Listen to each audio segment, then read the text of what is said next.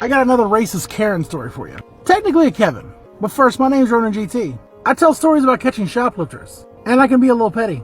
If you're new around here, smash that plus and give me a follow. But let's go. So while I was an AP manager, I got an anonymous tip that one of my cashiers was letting people have stuff for free.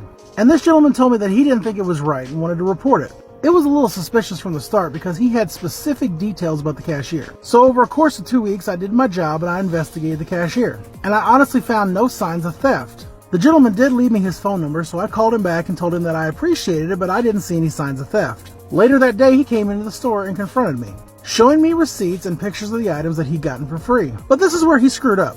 I was able to get times, dates, and register numbers off the receipts, and I thanked him and told him I would continue to investigate and update him. Using this new information, I found the times he went through this young lady's register, and I also realized that he always used the same credit card when he paid. Almost every time he would check out, he would go through this young lady's register. But I still saw no signs of theft, nor did I see the items he said he got for free in his cart. At this point, I was confident that our cashier wasn't stealing. So using the cameras, I printed off a picture of the gentleman and I took it to the cashier and showed her. When she saw the picture, she damn near burst out in tears. She explained to me that this was her neighbor, and that she had just moved into a new neighborhood with her and her husband and her kids. Now, our cashier was white, but her husband was black, and the neighbor had made it very vocal that he did not agree with her relationship with him, and that he had been harassing her and her husband at the house. And he would often sit out on the front porch with his laptop and do his work while he let the children play in the front yard or the backyard. And the neighbor had called the cops on them multiple times for this, claiming they were a noise nuisance. It apparently had gotten so bad that the kids were even afraid to go out and play.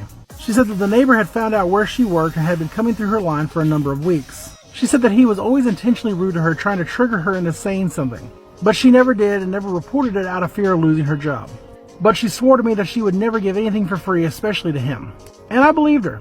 So with this new information, I went back to investigating. And this time I followed him around.